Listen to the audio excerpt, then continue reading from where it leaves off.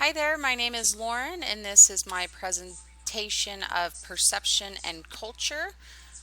And I got the date wrong, sorry about that. Web-based social cognition.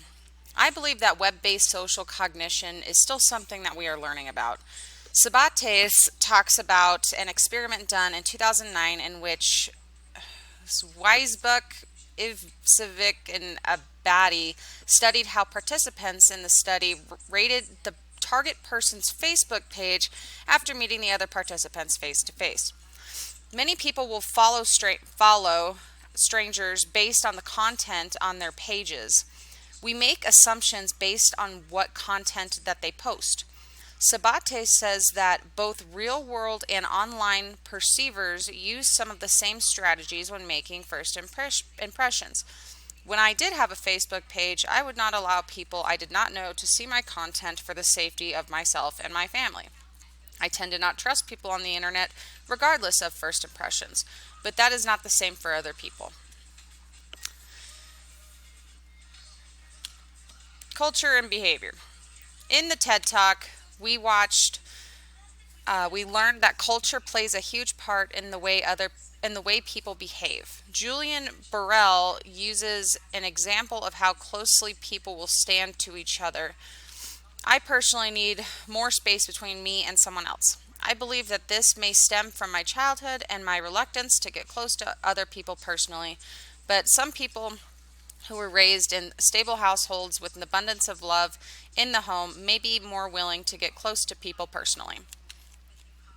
Sabates asks the question, does culture also affect how we see ourselves? When defining self, does it make a difference whether we live in a more sociogenic or egogenic culture? She asks. I agree that it does make a difference, but that does not mean every person is affected, but the masses can be. Some cultures see themselves as superior to other cultures. As Americans, we are very proud to be Americans, and we consider ourselves the best country, because we are. But Canadians will make fun of us because they believe they are the superior country. They're not. So some of these perceptions do vary across cultures, while some do not. The culture I selected is Chinese culture.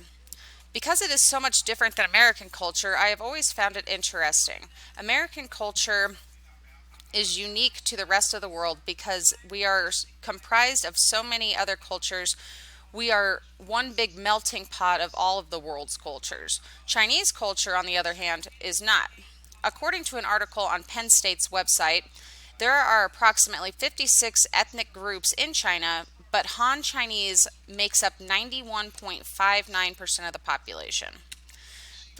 Buddhism is also the most important religion in China, while America is comprised of many religions, Christianity being the most popular. The New World Encyclopedia says that in Chinese culture, the dragon is a very important symbol, much like the American flag is to the Americans.